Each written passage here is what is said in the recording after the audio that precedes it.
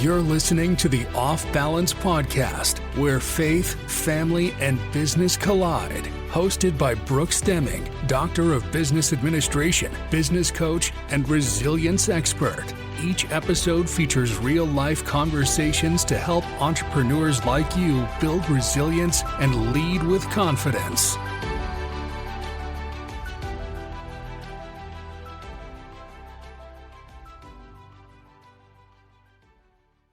Welcome back to Off Balance. I'm your host, Dr. Brooks. Today on Off Balance, we're diving into the heart of healing and what it truly means to recover, rebuild, and rediscover purpose. My guest is Mark Manderson, also known as Junior. He oversees daily operations at Pacific Shores, a recovery community transforming lives through holistic care. In this conversation, we'll discuss leadership, transformation, and the power of building a recovery process that restores individuals and their families. Mark, welcome to Off Balance. Thank you so much for having me on, Doctor. I've been looking forward to this to see how we can educate more people to the path of healing. Thank you so much for joining. Can you share with listeners who you are and what it is that you do? Sure. My name is Mark Manderson, born and raised over here in sunny Orange County, California. And 25 years ago, we started this journey of wanting to help people heal from mental health and addiction. And 25 years later, we're still here, still learning, still helping people heal. And now it's kind of changed to really wanting to just remove the stigma that we've seen change over the years, that mental health affects so many people. It doesn't mean you're broken. It doesn't mean life isn't going anywhere. It means let's become more aware of what's going on, what caused this, and what we can do to change and heal the brain. So you've been in this profession for over 25 years. What are some of the common misconceptions that you see as it relates to mental health? I was actually just having this conversation at lunch today. There's still a stigma around thinking that addiction or mental health issues only affect a certain demographic. It's actually one of the only most non-biased issues we've seen in life, that it will attack a homeless person just as a doctor, a lawyer, a congressman or woman.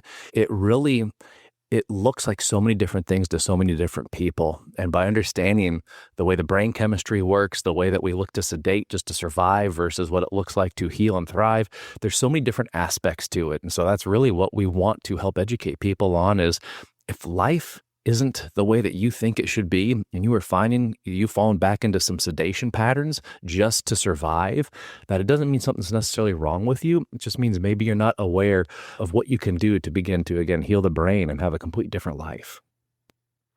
And was there a particular moment in your life that you into your path that you're on now? Yeah, but I didn't recognize it at the time. So when I was 8, it was my mom, my sister, and me. We lived in a little house, and my aunt, who was the fun, outspoken, the kid at heart, we loved hanging out with her. She had actually just gotten kicked out of rehab, and rehab back in the 80s looked way different than it does now. So my mom had her come live with us, and I had bunk beds in my room. So I was the cool one that got Aunt Steffi as the roommate. I just remember one day I walked in and she was lying on the floor and there were pills everywhere. As I went over at 8 years old, I started to rock her and she wasn't responding. I didn't know what was wrong. I went and grabbed my mom, but at 8 years old, I would witness drugs and an overdose. And so I had no idea. Now, this didn't come up until decades later of therapy, that this repressed memory came up, and it actually planted the seed of really wanting individuals to know that it didn't have to end this way. We didn't have the education or the resources. Back then, we thought rehab, fix, came back, whatever that looked like. By reliving that story and understanding that I had mislabeled that traumatic experience as so many areas of my life that I wasn't living where I wanted to, we tend to blame things in life, or we carry the guilt and the shame, and that's what gets in the way. That was where I started to understand. I'm like, oh my gosh, we don't have to live this way. If we had a different education, if we just knew what we could do to help, not to enable, to actually help her, things could have wound up different. So that's what started that back in 2000 when we first launched. And then over the years, it just changed into, as we got more scientific backed evidence and more holistic approaches, Western and Eastern, and combining those, we just started seeing there's so many different aspects out there that you can find a way that works for any type of person. That does make sense. And I can imagine you've been in this industry for 25 years. What have you witnessed in this industry that you feel is helping people versus the things that they probably didn't have back in the 80s? Yeah, well, drugs are a lot more potent than they used to be.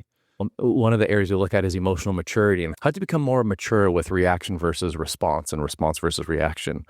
The issue is back in the early 2000s, if a person was struggling, they typically had multiple attempts to try to get sober because things weren't so potent. And then the heroin movement, and then now the fentanyl movement, we're seeing so many different things where there's people that will go out and make one poor choice and you can't rebound back. So really the risk is so much higher and the stakes are so much higher that is something that is on the negative side, where science is really caught up and so many pharmaceuticals are created or opioids in basically like a chemical lab that they're just getting out there that is so potent. So that's on the negative side. On the positive side, more and more studies continue to come out at the damage that people used to think natural drugs such as marijuana, alcohol is really damaging. And then also the scientific evidence that states there's different ways to actually retrain and rewire the brain. And it works. It doesn't have to be you're stuck on medication for the rest of your life, or you have to go to 2 or 3 meetings every single day for the rest of your life. There's so many different aspects and avenues that a person can use nowadays to actually heal. So if someone's listening and they may have addiction of their own, or they have someone in their family that's really struggling, but the resistance is there, what is one step that they can take to try to encourage that person to get the help that they need? Well, the resistance is normal, right? If I have some form of trauma, either conscious or unconscious, that I continue to take with me, and I found a vehicle that works exceptionally well, like just absolutely incredible at numbing out the things I don't want to feel. So it takes care of the pain part of the brain, makes me feel incredibly pleasurable. It is so dang difficult to stop. So by understanding the brain chemistry and how it works, it's not a thing of it's a willpower or if you were just better, or I know sometimes parents will say, I raised you better. We throw all that out the window when a person is stuck in that cycle of sedation. So one of the first steps, this is the most difficult typically, is allowing the consequences to fall on that person. So we love them. We never withhold the love, but we don't enable with certain things. And that's usually one of the most difficult parts, and why we'll see interventions come in. We'll do whatever we can to try to get that false bottom of absolute pain and consequence as quickly and heavy as possible to change that behavior, because nobody typically 2 to 3 weeks afterwards, once they're in our program, they start feeling better. They're thinking different. The actual physical part has started to heal a little bit now. And now we can get to the brain chemistry aspect. That is when they look and say, I'm so glad I couldn't do this on my own. Even though I told everybody, I hate you, get out of my life, I can't stand you. So that's the most painful part, is allowing the consequences to fall on the person. Yeah, I can imagine that's difficult, because sometimes we feel like that if we don't help or enable, that they can overdose, pass away, like something bad can happen. What are some of the resources that you have for those family members that are trying to support their loved one? So I created an online self-paced family program years ago. Some families could hit pause on their life, come out here, work with our therapists and the individual. Some lived within the state, so the therapist was able to actually do family therapy. They lived out of the state, so we have case managers that can kind of help. So there's so many different nuances, but we would see the same questions again and again. And so that is why maybe 3 or 4 years ago, I finally put together, it's a 6-week self-paced online program that answers all the questions that most people have. It's what to look for as far as signs, because a lot of the times loved ones will say, oh, now that I know this makes sense. Had I known this before, I would have started to see the signs. Trust, how to build trust back up, how to hold healthy boundaries without withholding love. Like there's so many different aspects. And so a lot of the questions are similar. And so we put that together to help, because community is really the antidote to addiction, because addiction really happens in isolation. Yeah, that's very interesting. And so when someone goes through your program, how do you determine if they're going to need treatment outside of the program? Yeah, well, and that's what we see with most people. I mean, it's basic human behavior. A lot of people will come in saying, I just want to detox, like, just want to feel better. Well, that's like if you get a cut and you just slap a Band-Aid on it. If there's bacteria in there, it's going to continue to spread and grow no matter how fast that you got that Band-Aid put on. So it's not a thing of necessarily covering it up. It's a thing of actually opening up. You can call it the emotional, the spiritual wound, actually doing the work there, teaching the individual how to do the work, because it's not a one and done. One of the analogies I like to use with people that don't understand addiction is think of it like diabetes. the body just does not create insulin. And you can have such a beautiful life if you regulate your insulin level. Sometimes it's 1 time a day, sometimes 3, 5. You have to give yourself an injection of insulin to bring your body chemistry back to that safe place. It's very similar with addiction. It's not a one and done. It's let's get to the core issues. Let's look at what trauma is actually leading to this. And then once you do the work, it's kind of like daily maintenance. It's, no different than brushing your teeth every single day. I remember the dentist was great. He goes, no, only the ones you want to keep. You don't have to brush any of them. And I thought, oh, that's right. Free will choice, right? And so as we do the daily work, and that's why I ended up writing a book years ago called The Recovery Way, it goes over the 5 foundational freedoms that really we look at. When I'm building a strong foundation, it gets difficult at first to build the foundation, but once that foundation is built, maintenance becomes so much easier. And then it creates this beautiful life that our clients want to live, and they don't want to sedate or retire from, because what they're creating is so beautiful. And you keep mentioning the word trauma. So how does exploring the root cause of the addiction help with long-term sobriety? Yeah, well, that's one of the biggest things is Nobody I've ever met used because life was absolutely perfect on every level. Usually there's something that happened in the past, either from childhood. And when you say trauma, most people think of something horrific. It doesn't have to be horrific to what society would say is horrific. If that individual labeled as a core memory and there's pain tied to it and they continue to relive that again and again, that will help dictate the type of behavior that is showing up currently. And that leads to anxiety, depression, whatever it is. So as we look to help the client first identify what that traumatic event or events were, and then do the work behind that, that's how we're able to help them learn from this, but also start to look at life from a complete different standpoint that they don't want to sedate or retire from just to repress or suppress either that memory or that emotion. I often hear people say that you can live in the same home and have different experiences. So what role does empathy play with the family members that's trying to support their loved one? Yeah, well, community is a really big part. We emphasize that because when a person does have a family around them and they're learning and growing at the same time, we see wonderful results. But I do want to highlight on the other side, because we have clients that will come in that unfortunately have burnt all the bridges, they've torn the family apart, and the family is saying, we're even withholding love, we're not going to do this. And then that becomes this new blame to stay stuck in where they are. So it's kind of a double-edged sword. I don't want to say you have to have family backup, but at the same time, you don't. If you learn how to heal from within, and I call it take the war within, and when you're going to war with your triggers, your thoughts, your stories, your beliefs, really your identity, this is where the work happens that allows the individual to heal. From there, they're able to start to re-engage if they do want that relationship with their family, which most do. They're able to slowly but surely rebuild trust through behavior, as opposed to, instead of listen to what I say, don't look at what I do. It's, no, watch what I do. And I'm no longer going to say these things, because so often in our lives, we have all these empty promises that the behavior shows so much different.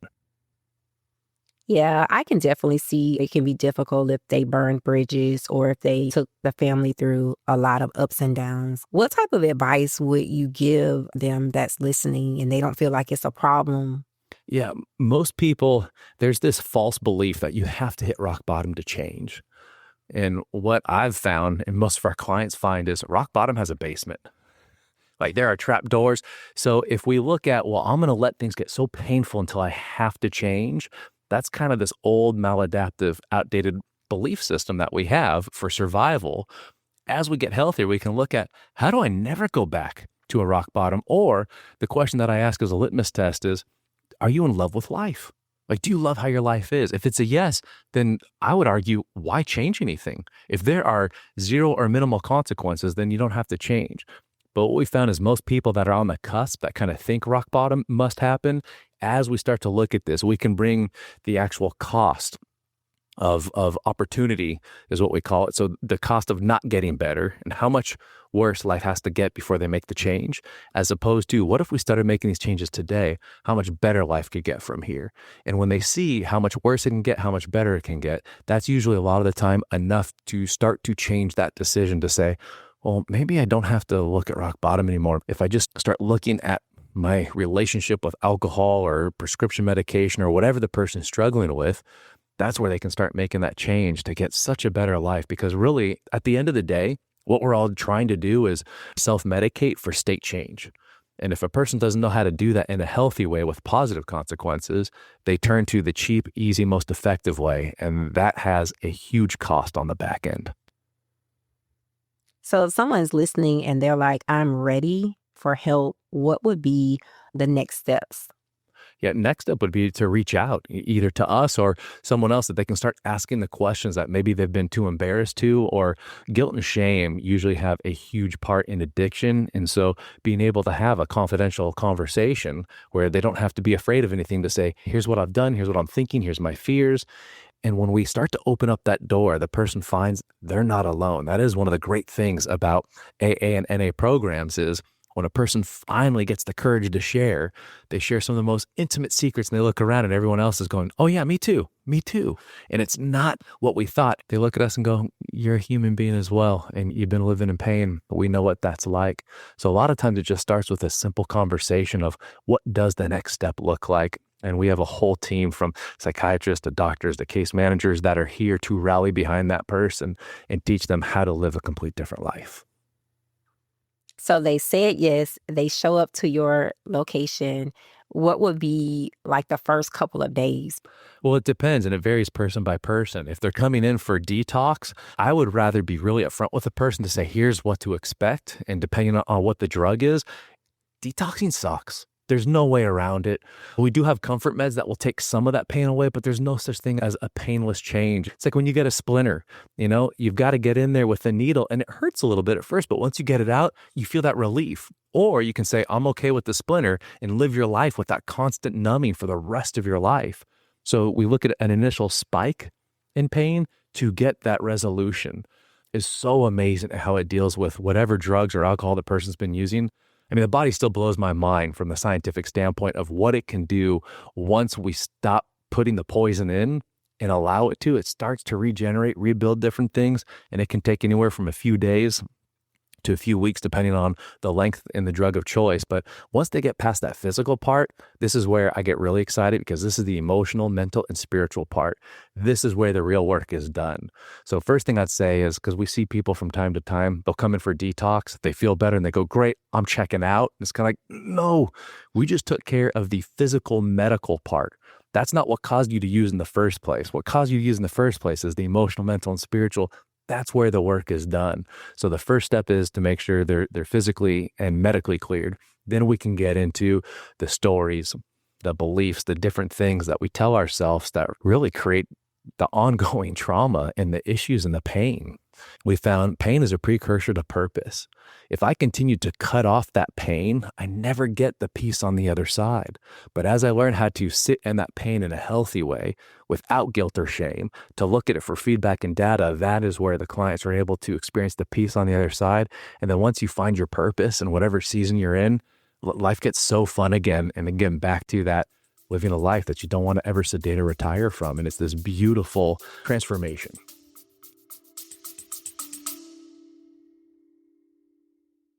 This episode is brought to you by the Business and HR Clarity Audit, a strategic one-on-one session designed for entrepreneurs who are growing with intention.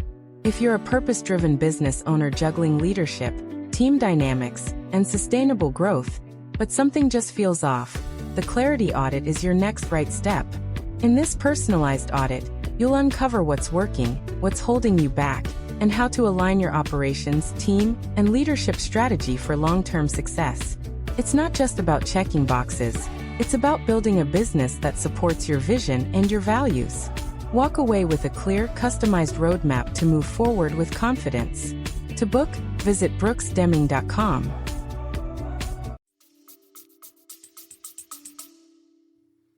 That is really good. And then a part of your program is holistic care. So when it comes to holistic care, what would be some of the things that you guys offer? Well, we have several different therapists. So we're a small facility. I mean, we're mom and pop owned and operated, and we have a very high staff to client ratio. So we actually have 4 different therapists, 4 different case managers. So they're able to get in there, the treatment team, and to really help that person. And we use all different modalities. We're not like one modality, this is what it is. Our team will try one modality. If it works, great. If not, we'll do it different. We'll keep going until we can find what really works to get to that core. We call it the core lie. When we can expose the core lie, that's where we can do the work and begin healing at that deep core area. Yeah, I like that you guys are on the smaller side because you can get more of that one-on-one. And so when it comes to you being in this industry for so long, where do you see the industry going the next 5 to 6 years? So one of the things I'm most excited about is you can see trends. So AI, so many people are talking AI, and we've been kind of messing with it for a while, which actually one of the things that I found, if I can share with your audience, I spent about a month or two of trying to figure out what is a prompt, because everyone has like Claude or ChatGPT nowadays, but I'm like, what is a prompt where 24/7 a person can actually uncover the trigger that's causing all the issues that is leading to this continual addiction? And if they had somewhere they could go, now it doesn't replace a therapist. I don't want anyone to think that. But I found by leveraging AI with certain prompting, you can get it where it's actually able to listen and to help you see things. It's like holding up a mirror. It's like, oh, okay, what's going on? And it exposes blind spots that a lot of the times we're not aware of. It also uncovers other versions of a story, meaning if I'm looking at something saying that shouldn't have happened, I'm arguing with reality. And what I've found is when I argue with reality, it doesn't care. I'm the one that gets hurt every time without fail. And so I created a prompt, and what I do is we have our clients go through it, but I'll offer it to your people as well, if that's okay with you. It's just a Google document. I'll make sure that I have it for them in the show description. Okay. Yeah, you could put it there. Also, all they got to do is if they follow us on Instagram, our handle is @PacificShoresRecovery. And then just DM me recovery prompt. And what I'll do is I will send them a direct link to that. We're not selling anything. They can go on, copy it, put it in their ChatGPT. And it's amazing because as you mess with it, what we're seeing is it exposes these parts that a lot of the time we're not even aware of where we're self-sabotaging. And a lot of the times just by identifying the triggers and walking through this process, it helps open up different areas. And we're seeing a lot of beautiful things. So to answer your question, I'm most excited of how AI is coming in, also even predicting trends of a potential relapse. So before, you get feedback from different people and sometimes you see it, sometimes you don't, but we're starting to be able to track with the individual of what they say they're committed to, what their behavior is. And as they're checking in, you can start to see these are some of the things that in the past have taken other people off the path. So it's not a thing of you're going to, it's a thing of just saying, we just want you to be aware of this. And so just the way that AI can be leveraged for predictive patterns as well as support. It's like having a co-pilot in your, let's go ahead, get off the next exit, and we're right back on where we're supposed to be. That is so good that you are actually embracing AI. What made you decide to even try a prompt to help you with the treatment of your patients? Well, full transparency, I fought it for the first year. I'm like, no, this is just a trend. We don't want trends. We want what works, and we're all about foundations. And I started seeing a lot of things popping up. And then I started looking for us to try to find something because of HIPAA and the difficulty in the healthcare field. Nobody had this. And so that's where we're still working on something that is HIPAA compliant that a person can go through. So many people are afraid with liability in different aspects. I thought, well, what's a tool that's already out there that we don't own, but it just helps point them in the right direction. And every single client we talk to nowadays, even clients in their 40s, 50s, 60s, they're aware of what ChatGPT is. They're actually using it. And when we're saying, well, do you mind showing the history? What are you using it for? You're like, oh my gosh. It's a wonderful tool, but if you're not using it right, it can hurt you. So as I started seeing this, I thought there's so much wealth of knowledge. I just read an article the other day that says in ChatGPT, it has 1/3 of human knowledge of all time. Imagine in your pocket, you have access to 1/3 of all human knowledge. That blows me away. And so understanding how to use it effectively, not a thing that just gives you that, like, you got to train your ChatGPT that it just doesn't say, oh, you're the best, you're brilliant. There's prompts that you can do to eradicate that, but of actually holding up a mirror and saying, what am I not seeing? I notice this is what causes me to drink after a long day or to use Xanax or whatever it is. And that's where we're starting to see of, yeah, we've got therapists, we've got all these people here that really dive in, but they can't be with them 24/7. What if we could actually give it some of the information with correct prompting that could lead the person through of actually working through some of the issues, because emotions pass. We tend to believe it with everything we are, that it is true because it feels true. But we can have someone to the right of us with a complete different emotional state watching the same thing than us and get complete different data and feedback than we do. Well, who's right? Because they're both doing the same thing at the same time. So as we understand this, we can look at, are these emotions serving me? And how do I turn emotions or feelings into feedback as opposed to this is truth, therefore I can't do this? Yeah, I can imagine that when a person is going through recovery, well, even if we're going through anything in life, it can be an emotional roller coaster. And so when it comes to the emotional standpoint, what type of strategies do you help people deal with their mindset as they're on their journey? One of the sayings I like to tell people is you got to feel to heal. Most addiction stems from not wanting to feel, so we cut off that process. And when we cut off that process, we go right back to where we were before. And so it's this cycle of chaos that we find ourselves in of going, well, life sucks if this is all there is. And when we look at this, say, yeah, because we're not allowing the full transition. Again, pain is not supposed to be a prison. It's supposed to be feedback of how to change, what to change. So as we learn to actually process the pain, to not necessarily attach negative meaning to it, because here's the truth. Nobody's died from an emotion or a feeling. Now, we shared this one time and a client argued back and I love it. I said, well, tell me, well, but what about those that commit suicide? And I say, you know what? That's not the emotion. The emotion causes them to take an action to no longer have to deal with the emotion. So we're not saying sit in the pit of pain and just sit there of like, oh, this sucks, I'm going to sit in it. But of looking everything, like the way that we were created, there's positive intention behind everything. There's an unmet need. When I don't know how to meet that need, or a lot of times I don't even know what that need is, I will numb and sedate. But as soon as something comes up, by understanding what is the positive intention behind this. So like for me, I battled depression. But when I used to stuff it, it worked, but it kept coming back with a vengeance.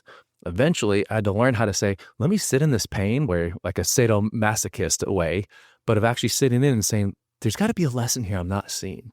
And actually having a conversation. This is where I lose some people. Having a conversation with that part of you. So for me, my depression's name is Hal. A total different story how it got that name. But I'm sitting there and saying, Hal, what is it you're wanting me to know? And I used to sedate it, numb it, stuff it. But eventually, once I sat in that pit of pain and said, what is it you're wanting me to know? He said, you've mislabeled me. Like I'm like the black sheep of the family, the outcast. And I got this vision one day where Hal said, I look in, there's this beautiful window and I can see inside your house. And I see this wonderful table with all these emotions. I see laughter and joy and fulfillment and beauty. And I'm outside, not allowed in. I just want a seat at the table to get to enjoy everyone. And I thought, oh my gosh, I've spent my entire life stuffing depression, never giving it a voice. Well, we all know what happens when you continue to ignore your child. They will get louder and louder and eventually start throwing stuff at you until you go, sweetie, what is it? I haven't been listening. And when you're fully there and present, a lot of times just, I just wanted you to watch this.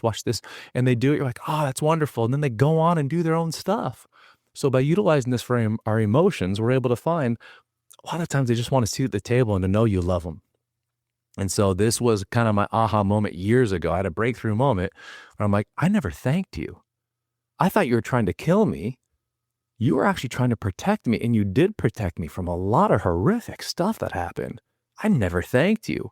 And it was amazing. Once I had that relationship change, it turned to this beautiful thing where, again, this might lose some people, but I'm able to enjoy my depression now. I'm able to say like, thank you, I see you. This is a safe place. I want you to know you can come to me anytime and I'm here to love you. And what's amazing is all that darkness and heaviness left. And now it's just checking in from time to time. It happens 2 to 3 times a year. Like, hey man, do I still got that seat at the table? Absolutely. He goes, cool. I just want to make sure I'm still safe with you.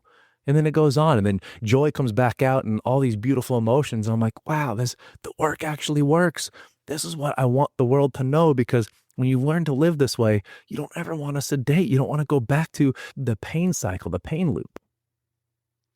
Yeah, I don't think you're going to lose people. I think you're actually going to help people, because when it comes to anxiety or depression, people think that they have to rid themselves of it. I don't think they try to find strategies to help them live through it. So how has your perspective on healing evolved over time as you have had the wonderful opportunity to work on with people at Pacific Shores? So I used to look at failure as a label and my identity. So I tried to avoid it at all costs. And one of the things that I've learned over the years is failure is feedback. So we look to failure all the time so we can learn what works, what doesn't work, why didn't work, why is this client thriving, this client is still kind of in that hesitation phase. And so one of the biggest things that changed was actually welcoming and wanting failure as opposed to trying to overcome it or just sit there and kind of ignore it. I mean, feedback is so valuable. It's why people go to therapy. It's why people go to school. It's like everything we do, we want to shorten the feedback cycle and we get feedback and we can apply it. What if that is the whole point of life? To continually expand to this ideal version of who we can become, knowing we're never going to reach the ideal version, but what a beautiful journey of continuing to just chase that version of us down, knowing I'm already that version. I just want to continue to expand and create. That is the most positive perspective of failure that I have heard. I think if most people could hear that, they'll feel better about it. So if someone is listening and they're like, okay, the getting sober is hard in itself, but now you're saying I have to be vulnerable. What is some advice that you can give them to take their first step? So here's a hack I learned a while ago that changed everything for me. I didn't understand that my stories, my internal narrative, my beliefs, my identity, I held within me. And so anytime someone would challenge a thought or a story, I wasn't able to see them challenging the thought or story. I saw them as attacking me. If I take all the stories, the beliefs, the thoughts, and I just temporarily suspend it, I can bring it right back. But if I can temporarily suspend it and bring it out here, now we can challenge this together. Now we can say, is this story serving me? Like one of the greatest analogies I love is, I don't even know what version this is. I think it's like the iPhone 14. But one of the things I'll ask our clients is, how many of you remember when Steve Jobs released the very first iPhone? It was like early 2000. Everybody always raised their hands. I said, remember, it changed the world. Like everybody was like, wait, what? The whole world changed after that. And now I don't know anyone that doesn't have a smartphone. Most have the Apple, some have Galaxy. But I say, how many of you still have that first iPhone? And I still have yet to ever have a person raise their hand. I say, well, why? And they come up with the answer to say, well, it's no longer supported. It's outdated. A lot of our times, our stories, our thoughts and our beliefs that maybe kept us safe or were revolutionary back when we were younger, they may have become outdated and no longer supported, but nobody told us or gave us permission we're looking for to say, what if we challenged this and brought it out and made it a thing of software? Now, since it's no longer my identity and inside me, I pull it out. We can question it. It has nothing to do with me. Then we can look and either say, nope, I'm throwing this old story out. Or if you go, nope, I love this old story, you can still now put it back in and go, now it's back to my identity. And just that one little change was enough for my brain to say, they're not attacking me. They're actually helping me attack stories, thoughts, beliefs. And this is the part that keeps me imprisoned with whatever it is that I'm struggling with, whether it's addiction, thought process, problems. I mean, you want to talk about the real addiction? People are addicted to their problems. Once we understand this, it's kind of like, I don't want a life of no problems. That means I'm no longer here. Life is all about beautiful problems. How do I get bigger problems that don't take me, that I can look at and continually fail, get the feedback, iterate, and continue to grow? Then that's where it gets really fun. And why we see our clients, we'll do a 1-year follow-up, a 3-year, 5-year. We just did a 20-year follow-up, and they're thriving. Why? Because they upgraded their software to bigger problems, and they don't see problems as failures, but continual iteration. And now they're building beautiful things. And we say, well, don't you struggle with addiction? Not anymore. Like, I don't want to go back to that. This is way too exciting. So that's really at the end of the day, what we're looking to do is to create such excitement around healing and then continual creation that we don't ever want to go back and use that old vehicle that's outdated to change our states. I really like that. And I also like just listening to you speak. Your organization seems so innovative. So what made you guys decide that you wanted to look at the person as a whole and not just the addiction behavior? To be totally honest, ignorance. When we first started, we just wanted to help people. We didn't really know exactly what we were doing. We started as sober living. So people were leaving other treatment centers coming to us. And my ignorance was, they're cured. This is wonderful. And then we started seeing all these issues coming up. Fortunately, I had some great professors in college that allowed me to ask the dumbest questions and would answer my questions. What I've learned is if I have a question I don't understand, I'm responsible for me in this life. I want to make sure I get it. And so that's carried over and worked very well to the point where So many other places and experts in the field were telling us for the first probably decade, you're doing it wrong. You're not doing it right. You need to look at the addiction. You need to do this. And we continue to look and go, that seems more like a symptom.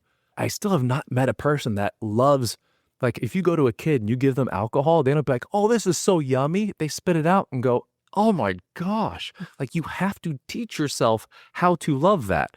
So when we look at it from that way, we're able to really take a step back. And so as we look at that core lie is what we call it, and we do the actual work in here, that's where an organic byproduct is they don't want to use or sedate. And so the reason why I said ignorance is we didn't know how to do it. And because we were ignorant, we didn't do it the way everyone else did. And so as they challenged us and told us we're doing it wrong, we're like, well, I don't know. The results seem to be okay. So let's keep going all in on this. And after 10 years, 12 years, 15 years, like, we're actually getting really good results. This is pretty cool.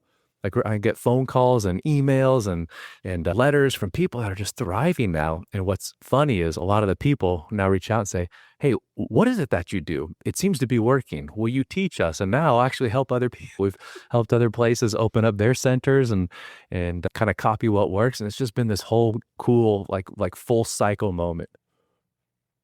I am so glad that you guys did not allow those that were in the industry to deter you, because it's working and it's working really well. If someone's listening, what would be a simple habit or a practice that you believe they can try to start their journey to living a healthier life? So I go about that. Actually, I have it right here. That's why I wrote the book. After years and years, it's called The Recovery Way. You can get on Amazon. So many clients would say, man, I wish there was a book I could have read. It's called The 5 Foundational Freedoms. There's really 5 areas of life that we're all looking to gain, I'll call it an illusion of control over, or get some form of fulfillment. We started seeing it. And I asked the dumb questions. So I would see after thousands and thousands and thousands of clients come through our doors, I would call them back and look to see, well, what are you doing? You seem to be flourishing. Where someone else came through around the same time and they're struggling. Like, I don't get it. They have the same case manager, the same therapist. Like, what am I missing? And what I started to see is that's how I saw these 5 different foundations. People were working a little bit in each of these 5 foundations that were thriving. Others were either doing none or going all in on one. Like a lot of times, fitness is one of the foundations, AKA health. We see some people go all in on health, be in the best physical shape of their life, but they're missing the other 4 and they're still actively using and struggling. And so we call it first fruits. Every single day, I call it healthy selfish. It's, what do they say? Like when you're flying, if they say, hey, if something happens and you're traveling with all your family, make sure you get that oxygen on it. They don't say that because if I don't take care of myself, I can't help anybody else. It's let me take care of me first, get my oxygen on. Now I can go help as many people as I can. So we call it healthy selfish. So there's 5 different things every single morning. The fitness part is doing something to move and to sweat. Most people say, well, I don't like working out. You're not doing it necessarily for the vanity, although that part's kind of cool too. Like it's great having high energy, all these different things, but there's a brain chemistry part that the way we were created, when we actually move and sweat like we're supposed to, as opposed to just sitting in a single space or scrolling, when we get out in nature, first, we get vitamin D from the sun. It actually hits circadian rhythms within us. It hits these different parts, goes to the back of our iris, hits the brain. There's all sorts of cool stuff. But we start to release different brain chemistry when we move. It's the feel-good stuff like serotonin, dopamine, oxytocin, all these different things that our bodies are supposed to have in us. This is why so many times we'll see people come in on all the different types of medication. And it's kind of like, oh man, no wonder you feel numb. Like you are medically numbing yourself. What if we teach you how to feel these different emotions, how to work out so the brain chemistry can actually help regulate? And so again, I want people to take this out of context and stop using their medication. Do not take this out of context. I'm trying to get as much information to the masses as possible, but that's just one of the things. The other one is faith. And when I say faith, most people go, oh, is you going to say the God thing? Well, yeah, I'm going to say God, but it doesn't necessarily have to be like we have all types of religions coming through here. There's a part of us, when I am the center of my universe, I become so isolated and selfish and miserable. When I look at myself as a part of something greater and want to serve, again, this goes back to the scientific part, but there's a part of the brain that they've linked to religion or spiritual awareness. And when that lights up, we feel different. Our body releases different chemicals. So I call it personally for me, it's communion with Christ, actually spending time each day in solitude. No TV, no music, no scrolling, of just learning to sit in the silence and how to be comfortable in that. That was one of the most difficult things. But again, we started to see the clients that were thriving knew how to sit in silence, knew how to let their brain just kind of go and not believe everything that comes up from it. And then there's a lot more. I won't go into all of them, but if you get the book, it's all in there, and it shows what's called first fruits, or the 5 to Thrive, of really this morning habitual routine that gets you just on fire for who you are, and then you get to live the days you desire. I'm going to order that book because that sounds very interesting and good. So as we wrap up, what is one message or a piece of advice that you want to leave with listeners who may be navigating their own journey of recovery? One of the biggest pieces that comes to mind is guilt and shame are tools for darkness, and that unfortunately it creates this lie from within that what I'm going through, I have to go alone. Nobody will understand. And unfortunately, it keeps people suffering in silence. So the message that I'd leave is find somebody that you can trust, or a complete stranger, but to learn to share free of guilt or shame, because even just that simple part of just one repetition of saying something out loud or shouting it from the mountaintop, it really doesn't matter, but of getting it from in here, like this toxicity, and getting it out, all of a sudden, I'm still here. My worst case scenario didn't happen. And I'm able to say, okay, that felt a little bit better.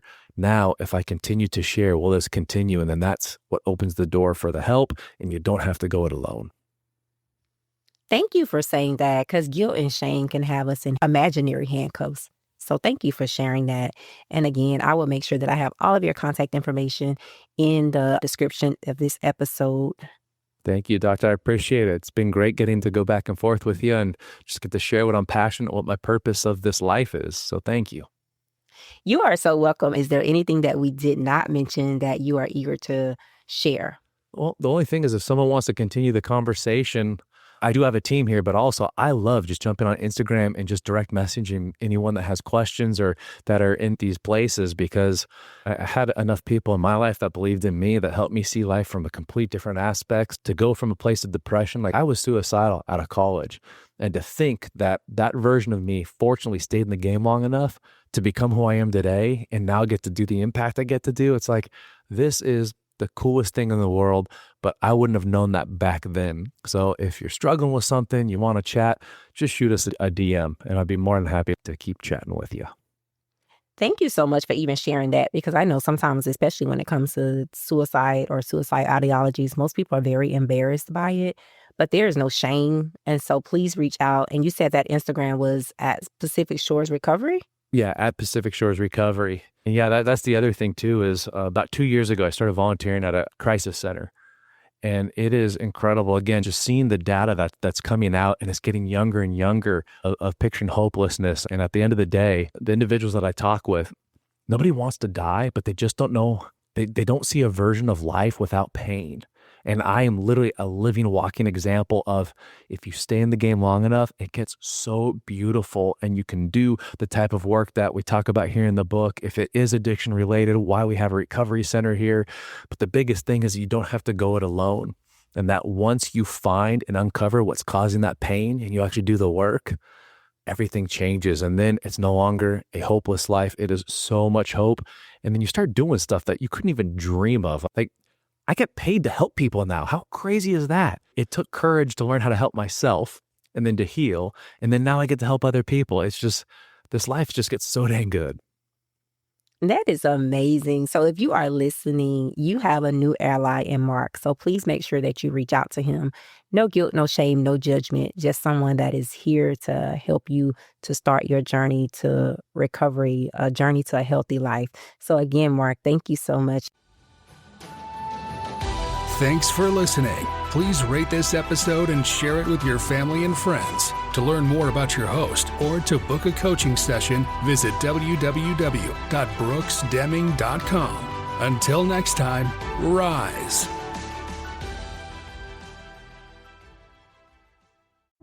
Hi, I'm Tiffany of Tiffany Brown Designs. With over 20 years of creative experience across industries, I create and elevate brands one design at a time. Through intentional graphic and brand design, polished film and video editing, and creative artistry. Even the music you're hearing right now, that was produced by me. I also create custom tracks for websites, intros and outros, and content. So what are you waiting for? Visit TiffanyCBrownGD.com and let's bring your vision to life.